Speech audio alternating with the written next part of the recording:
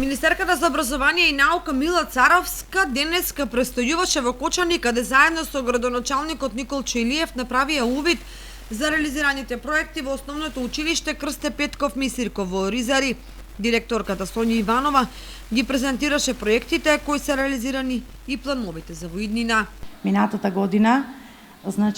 по добиен проект за реновирање на тоалетите во нашето училиште, беше извршена целосна реконструкција на двата спрата во училиштето на тоалетите. Оваа година исто така многу сме благодарни на Министерството за образование и наука затоа што имавме проект за реновирање и промена на кровот.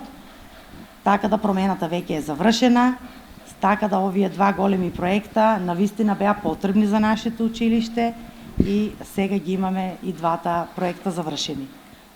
Во нашето училиште спроведуваме и некои други проекти кои што можеме да си дозволиме од средствата на нашиот буџет да ги финансираме, така да имавме реконструкција на стариот дел во училиштето со обновување на таванот и на подот, имаме обновување на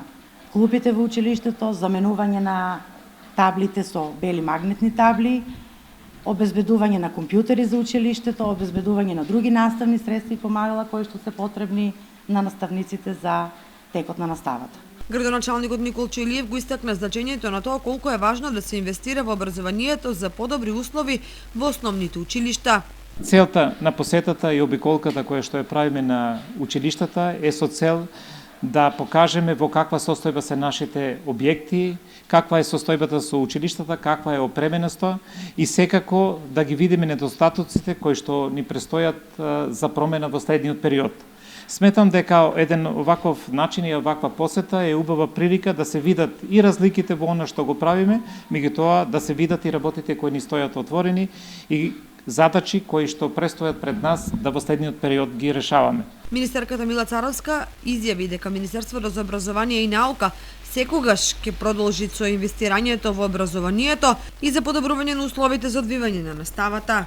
Сметам дека како Министерство се трудиме да максимално вложуваме во сите елементи или столбови потребни во образованието и ми е чест што имавме можност да инвестираме како влада, како Министерство и во реконструкција на овој кров кој што чинеше 4 милиони денари, но исто така и во другите проекти кои што сме имале како обновување на тоалетите во училиштата. Продолжуваме по план да градиме заради тоа што сега во директна соработка со општините, со градоначалниците, со директорите